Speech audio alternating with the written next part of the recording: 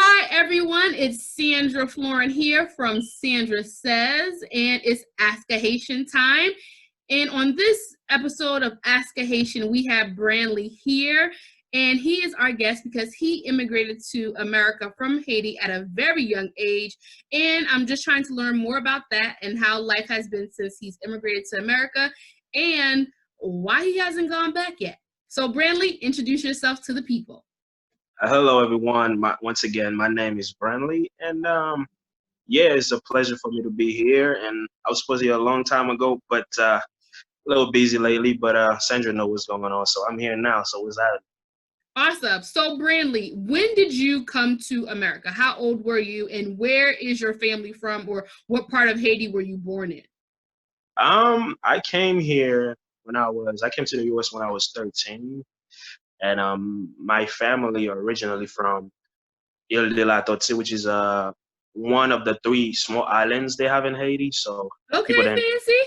Haiti is an island, but there's three other different islands Yeah, that's there. those So small ones in the I believe is the southern part, right?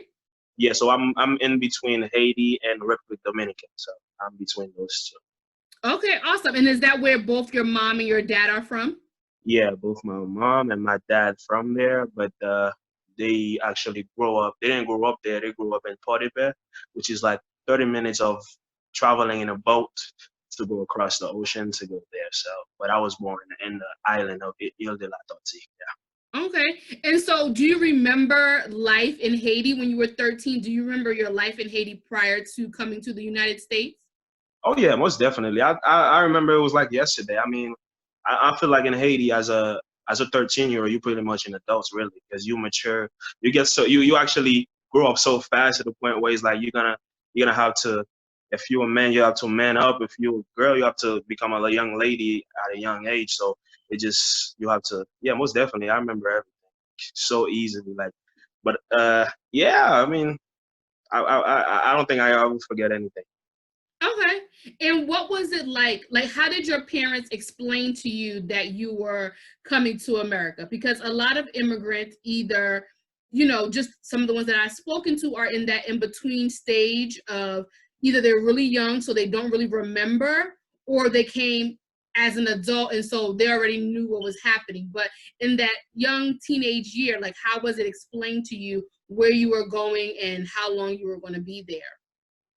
As for me, I was supposed to be here, like been here since I was like 6 years old. But when my mom went to the Haitian ambassador, I believe that's what it's called, On my and side. they went, yeah, they didn't really approve of me. They only approve of her.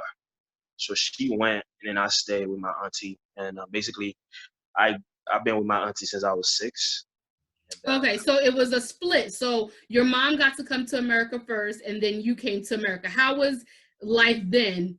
So when did your mom leave to come to America? How she old were you? left. So she basically she left way before. So she left when I was like 3 years old, and she went to Nassau, Bahamas.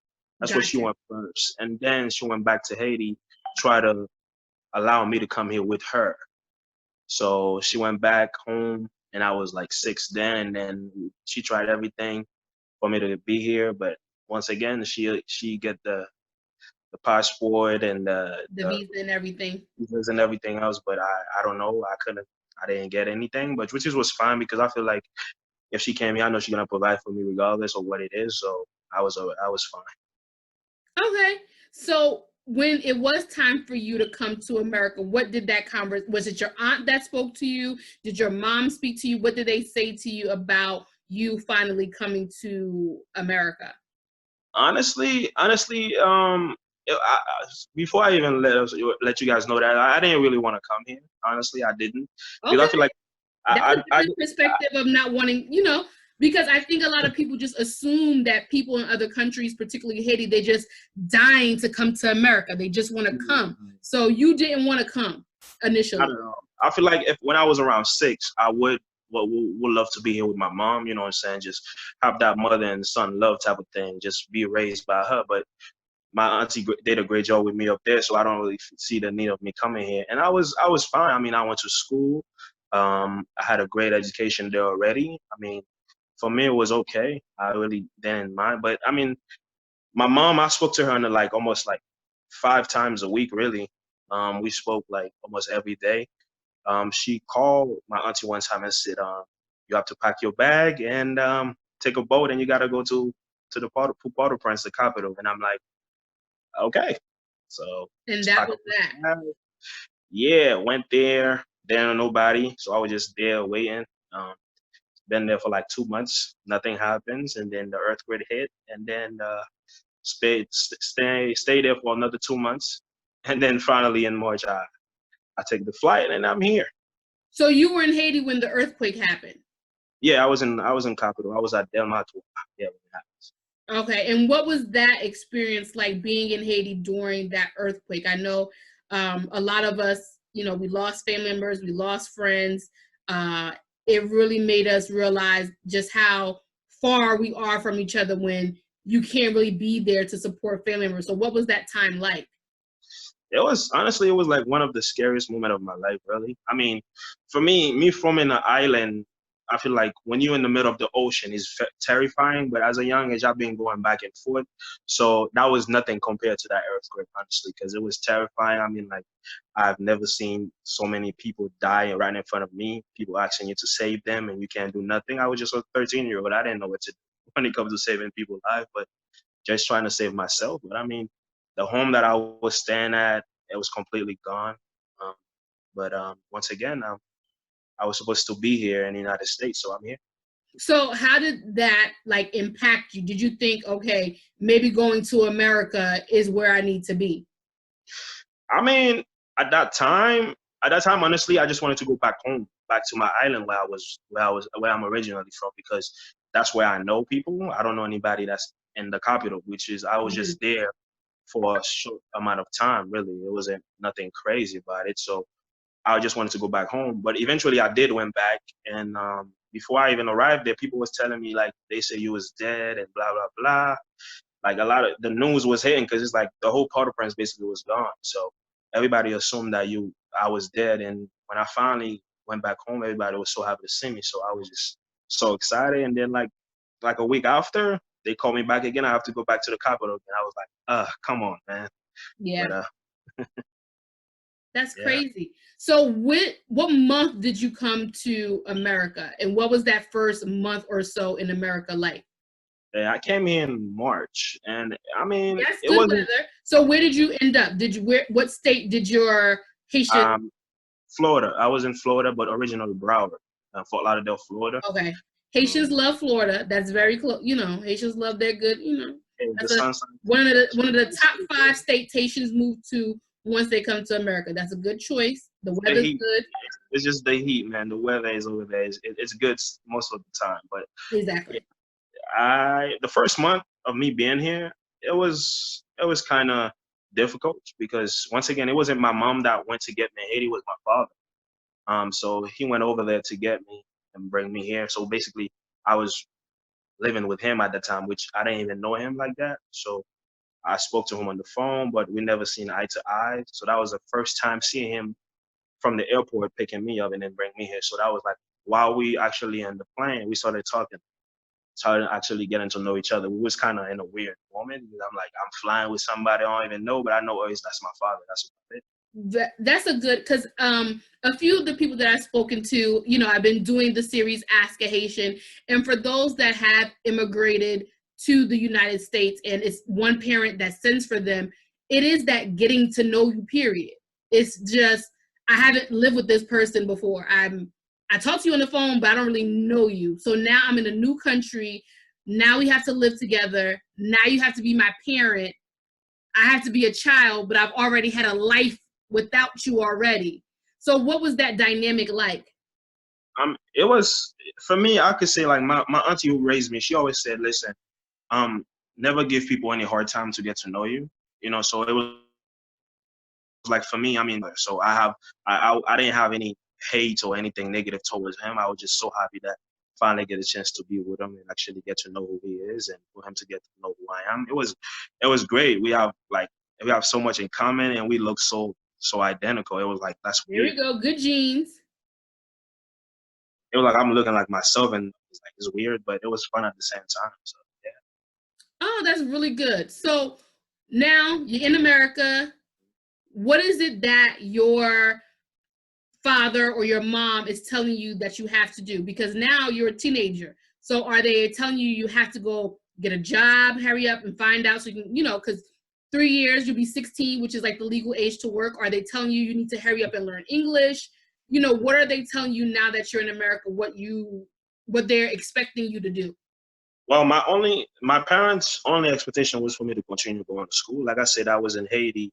I was already I was 13. I was in the classroom with people who's like 17, 18 years old. So I was already in advance when it comes to my education. So they just tell me like, yo, listen, there's gonna be a new language. It's gonna be very challenging for you, but don't let the language slow you down when it comes to education. So and my dad I was so happy to be with him because I feel like him living with his wife that he had at that moment. She was American. She's American. So, and my brothers that was there, they're also American. So it was like I actually learned the language even faster than Gotcha. like a typical person who just grew up in a regular Haitian household. Okay. And so how was that language? Est-ce qu'on te pedi créole? No, that's good, man. That's kind of tricky because you're coming at such a young age and then now you're in a household where you parle anglais. So, genen fwa la ou vin sot Haiti ou non kay tout moun parle créole, so genen fwa parle anglais a pi difficile. But si entre non kay tout moun a parle anglais, li faut essayer parler anglais pi facile. And, did you find it easier to learn English because it was a predominantly English household, or was it harder? I'll say it was easier. It was very easy because like I said, like because I've been speaking Creole for so long, and like I said, I've been hanging out around with so many adults back home to the point where I don't think speaking a language for like 11 or even like 10, 9 years, you're gonna forget that language no matter how many languages you learn after that. So my dad didn't even want to speak Creole with me because he wanted to learn the language so fast so that when I go to school, I was not one of those kids who just like don't want to say nothing because he was afraid of you say some bad words, or like I was just like I'm telling you, man, I was just watching like SpongeBob was my favorite cartoon. Like I'm telling you, I'd be watching sitting there, big 13-year-old watching cartoon all day long. I will say cartoons are a good way to learn the language because it not only teaches you the language, but like the conversational part, like how to pick up on like sarcasm and funny, so you kind of understand like, oh, okay, this is a joke. Oh, so it helps you compared to like, of course you need the basis of English, the straightforwardness, but sometimes those cartoons like, or even like Sesame Street, things like that, the fundamentals, but you also learn like that, the good way to have a conversation with somebody. Yeah, it was fun. I mean, like, if anybody would ask me, would I go back to do it all over again? Most definitely. I mean, listen, man, I feel like knowing that all you have to do is go to school and learn a new language, and actually the whole world is in front of you. You just gotta just do what you've been told and just follow orders. That's about it. Okay. And so, how long have you been in America now? Is approximately about 10 years. Yeah, 10 years. So March of 2010 and then March 2020. So yeah. Awesome. 10. So what has those 10 years in America taught you now? Like what have you learned since you've been in America in those 10 years? Because when you came to America, I'm sure as you started to get older, people started telling you certain things of America's the land of opportunity. You can do whatever you want. So much freedom. And then I'm sure realization hit, and then you really start to say, okay, there may be opportunity, but that doesn't mean I'm going to be able to do it. Like I need something to reach that opportunity. So is in those 10 years, is there something that really stood out to you that you've learned since you've been here? I mean, yeah, I'll say freedom basically, because my parents, my father, he want me to, because I wouldn't say he wouldn't be able to like take my freedom away from me. I was still young anyway. So, but he also keep the same mentality of my auntie who raised me, which allow me to make mistakes and allow me to also learn from my mistake, where no matter what I do, just know that I'm gonna be the one that responsible for it. Just make sure I do what I need to do and make sure that what I do is positive. So I had the opportunity to basically like be around so many different type of people, you know what I'm saying, that have like educated people, uh, hood people, you know, gangsters and all type of stuff. So I grew up around that They let you have environment. friends? The Oh Haitians yeah, have friends? Oh. yeah, most definitely. I mean, in the neighborhood I was living in, there wasn't really that much Haitians around the Okay. neighborhood. So, but and that was the thing about it. So it's like unless I go to school, that's when I actually having some Haitian friends and stuff like that. But around the neighborhood I was raised growing up in, there was not much Haitians Okay. And so how have you continued to, I guess, because you haven't been back to Haiti since you came, right? there. Yeah, I haven't. Okay. Now, so how have you tried to stay connected with, you know, those friends and family that you have left in Haiti? Has anyone, you know, are they asking you for money? Are they asking you to help them come to America now? Are they like, oh, we're just for la cuña, so you got to help everyone back home? How's that situation going? I mean, like for me, like they all understand. 'Cause like I said, the friends that I used to like I had back home was always older than me. Like that's why one thing about me, when I speak to someone, when I'm speaking to an older person, they already recognize that yo, he may be this age, but he actually speak like he's that age because I grew up with adults, so I have that adult mentality. So they don't really ask me for anything like that. They're like, yo, if you see this will look good on me, you could just buy it and send it for me. But it's not really like a Haitians love request. suicide. Haitians love to tell you if you see something, It's not like a demand or like a right. request, like, you know, oh, Tout send me à this ouais, money, send me that et tu vas amount of money. marcher ou tu as une chemise blanche, ou connais jamais une chemise blanche. Yeah. So, il pas de problème pour moi parce que, vous connaissez, parce que I feel like si t'es opté là, tout, t'es fait même bail là pour moi, tout. So, Mm-hmm. when I have the chance, si m'gen chance, ça me fait ça. So, but beside that, and I do stay connected. I mean, I didn't have Facebook for like about 4 years, but I recently opened another account, and man, I had people request so fast. I was like, wow. They was like, Brendly, we miss you.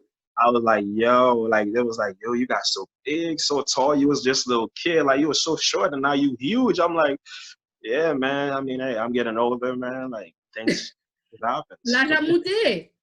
I want you know, même bad blush, commence à bien for me. Oh, Lord, Brendly. I can't.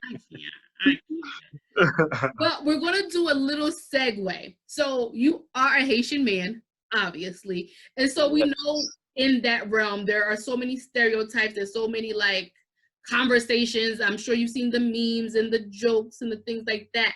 How is it navigating like life and love as a Haitian man when there are, you know, some bad stereotypes out there, you know? Yeah. You know, guys, Madam Haiti or Madam Canada. Listen. So how do you, because it's, and you know, they do it for a lot of Caribbean men, but Haitian men, that stereotype, you know, is getting, I mean, I would say for the old, like our parents' generation, it was something that I would say an open secret. But now I would say our social media generation, Generation X, the millennials, Generation Z, it's like we're putting it out there a little bit more. So even though it may be an open secret, we're the ones that know, girl, for real. Hey, he gonna dog you out. So how are you combating that as a Haitian man? I mean, for me, first and foremost, I would like to say Haitian men don't cheat. You know what I'm saying? I gotta put that out there. So just when I say that, you know. But come on, Sandra, look up here, up here, up here. There we go, right here. Thank you. But I mean, when it comes to love or you on Al Gore's internet. what? That Haitian men don't cheat. They don't cheat when Haitian men don't cheat, man. We just like to share our love to other people. That's it. Haitian men don't cheat because y'all was never really together. I got Nah, because y'all never said we was together. So you can't cheat on somebody you wasn't together with. I got you. I got you. Paola do palage tout magi ou non sel sauce, okay? We'll be just say so. That's basically what. C'est un coup pas tomate, you know, toute sauce. No, but I mean, yeah, pas tomate c'est tout le bali, by flavor, so but when I say Maggie, my problem, man, you know, it's Maggie. We don't put a lot You know what I'm saying? You just put a Of and then you course, say nous this. casons un tout petit bagay. On joue, But I'm saying, so we just enough to go around. You know what I'm There's not saying? enough to go around. See, that's the Haitian man problem. Y'all always trying to sprinkle yourselves throughout. So what I'm I'm joking. I'm really joking. trying to say is, for y'all know Maggie, like the chicken bouillon. Haitian men is like the chicken bouillon. They like to break themselves apart and sprinkle themselves all over. You know, we Add want flavor. to give flavors to the No, food. You we know. don't need to add flavor everywhere. Sit your tails down. Be monogamous. But for me, I don't. For me, speaking for me, I don't do that. You know what I'm saying? Like, because I just like to say that. But when it comes to me, I feel like when I'm with someone, I give the person all of me, not some of me. But and sometimes that's where you get hurt easily, and sometimes you should be like slowly and surely giving yourself to that person. But I mean, love is not right now. What I'm learning is that don't look for love, let love look for you. So that's basically what I got you. Now, when you meet women, do they hit you with that? Oh, I heard Haitian men are this. I heard Haitian men are that. Do you get a lot of that response, or is something that doesn't come up, or it comes you know later?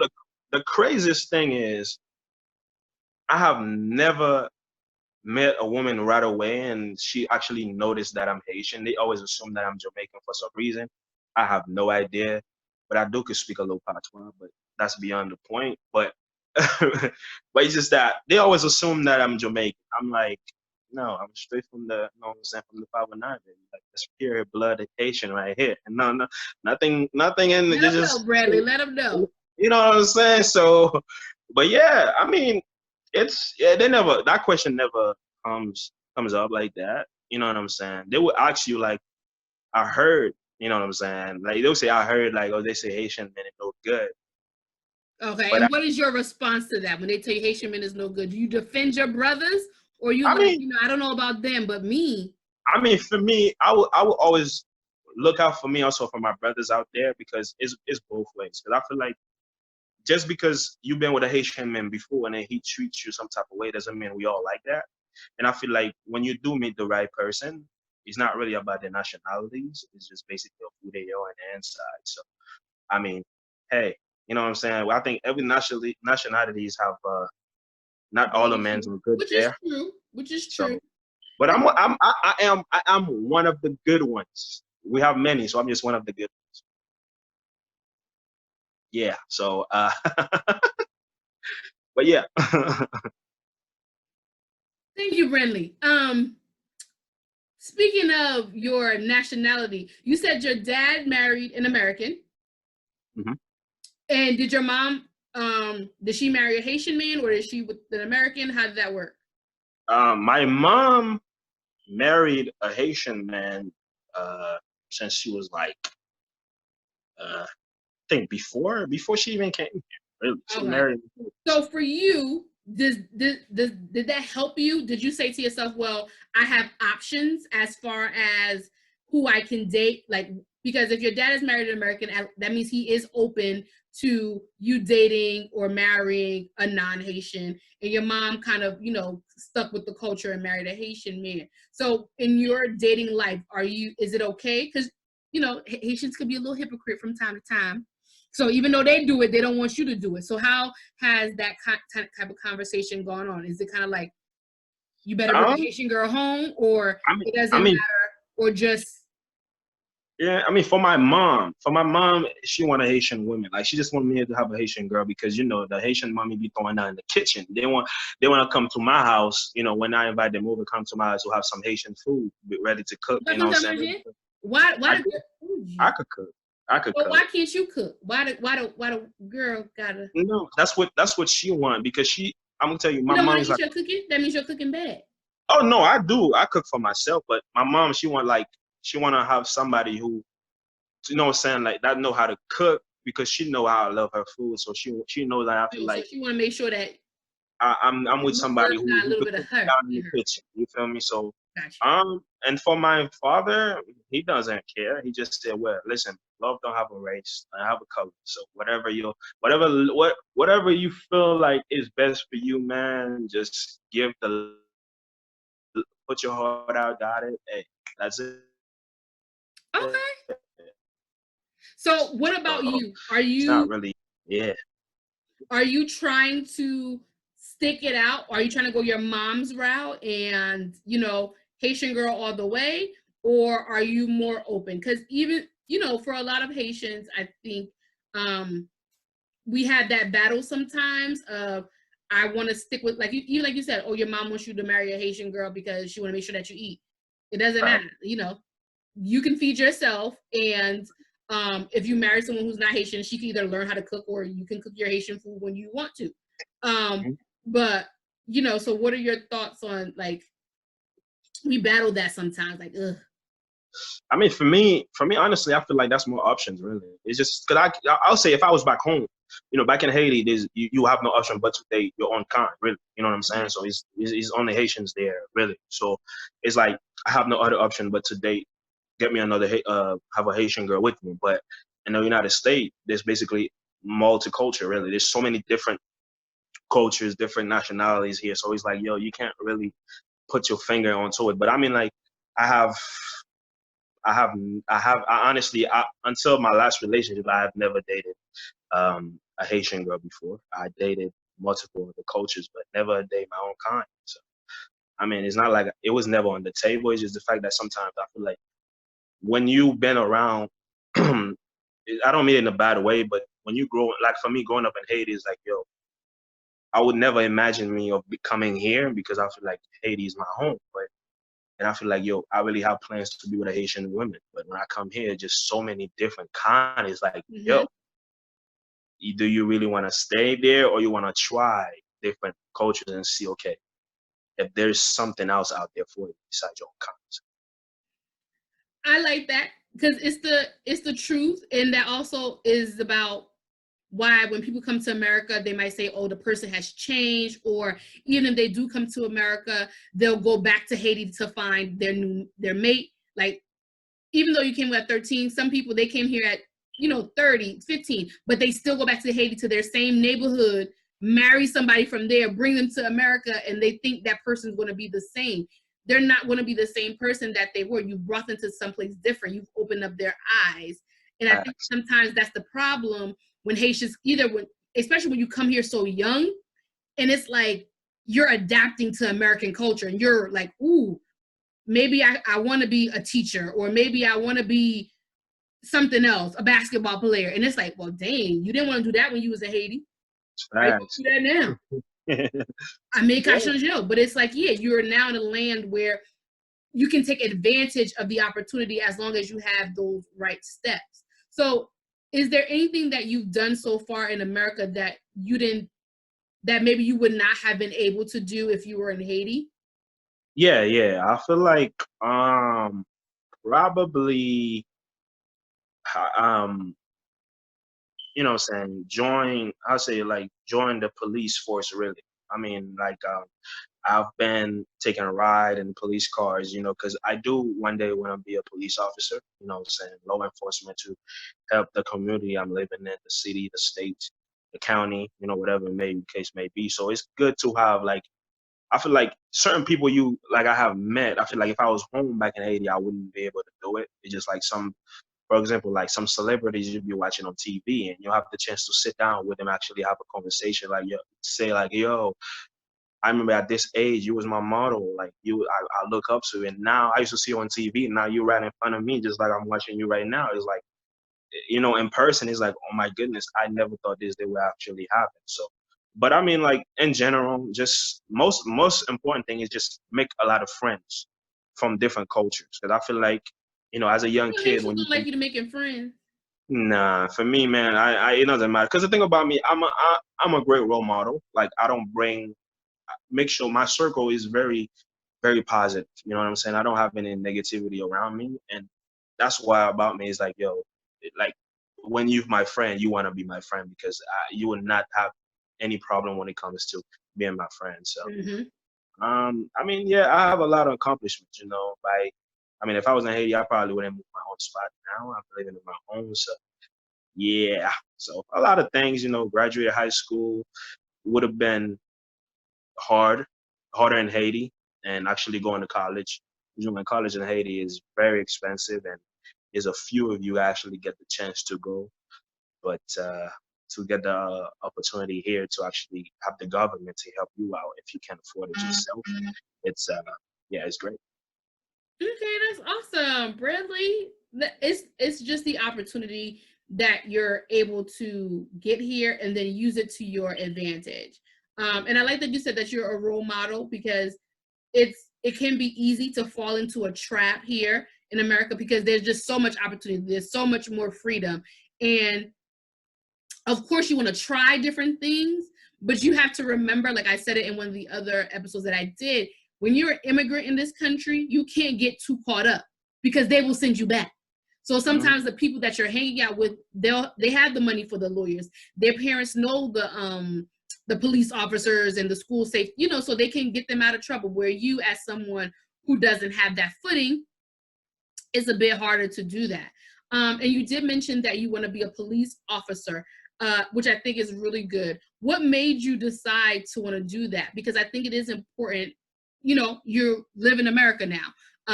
And so it's good to get involved in those types of areas instead of everyone just wanting to, the Haitian stereotype, doctor, nurse, engineer.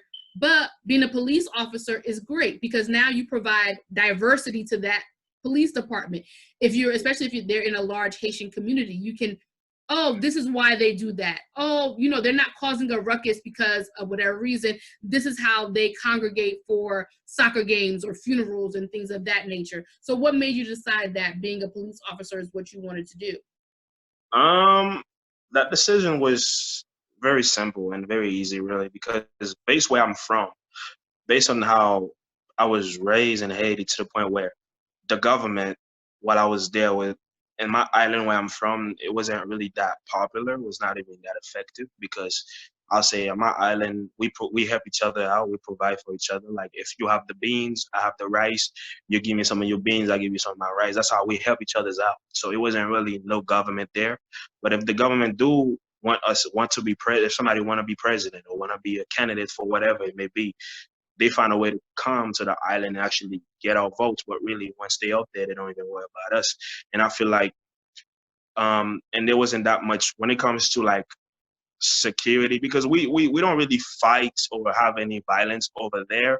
But at the same time, it's like we need some type of law enforcement. Like some people who like, yo, listen, if you do this and that, this is where you could go and what could be happening to you, like what could happen. So, and I feel like not having that provided for us back home, I feel like coming here in the United States is like the only thing I was told that I could never be in this country is to be the president of the United States. And I feel like if that's the only thing I can be, why not to try to be everything else that is positive and that could help me for a long run. That could change my life forever, my family life. So, and I feel like law enforcement. I just love helping people, and I like, um, you know, help others. Like I said, and the main thing when I came here actually help me put actually like conclusion, like this is what I want to do is based, like I was bullied when I first got here, Mm-hmm. and I'm sure that's like a lot of people, like no Yeah, matter it's what the country you're immigrant from, story. There's you always know what going I'm to be saying, you some get bullied. bullying. So It I feel shouldn't like, be. But and I feel like now for me to, I can't stop that from happening from somebody else to somebody else. So let me actually do that instead, because it's just a good thing to help your community. awesome. And Brandley, one last question for you. So for those who are coming to America and they're young, so around the same age that you were when you're coming to America, what advice would you give them, or to that person who is new to America right now, 3 years or less? Like, what, now that you have 10 years under your belt, like what advice would you give to that person? They're new to America, or they're just about to come here. What advice would you give them? I'll say the best advice I could give to anyone, basically, is to, I always tell people like live the life you love and love the life you live, because I feel like if back home you really truly understand how hard it is, and then you actually here in the country where you can actually be someone way better than what you would be if you was back home, then don't just waste time. I feel like time is one thing you can't hold on to, you can't control it. Like don't just wake up today and then let the 24 hours go by without doing something productive. try to do your best to actually have something. And so when you do go back home, and then your people who was there will be proud of you and said, look, you did, or while you're here, you call them, and then your parents will be so proud and said, oh my God, my son, or even your uncle, your aunties will be so proud, like, yeah, he left home at this age, and then he didn't let nothing slow him down. He actually done something right for himself, and that's a good thing. And as a firstborn son, I feel like, yo, I have a big chip over my shoulder, and I will do everything I have to do to make sure I accomplish that. Awesome. Thank you so much, Brendly, for taking the time to talk to us. And you're in Florida, correct? So, Yes. we have a big Haitian population down there. So we wish you the best of luck. Do you have anything to plug? You got any businesses? Haitians always got to hustle. They always got to something. So you got anything you need to plug for us? Where should we follow you? Where can we find you online? I mean, for me, I do have a business, which is a photography business. So I just, I'm also a photographer and videographer on the side as well. While I'm actually learning how to be a police officer, I'm actually doing something else on the side and to provide for myself as well. So yeah, you guys could follow me on Instagram, Godson_96, and you everything you need will be there. And yeah, it's been pleasure. It's a pleasure of me being here. I just hope that you guys stay safe. Do what you need to do to stay safe, and just, what I'm saying, just stay safe, basically, because that's the only thing you can do. Exactly. Coronavirus. Stay safe. I don't know. Got corona. For real, like that's all it is. It's coronavirus out here. We gotta stay safe.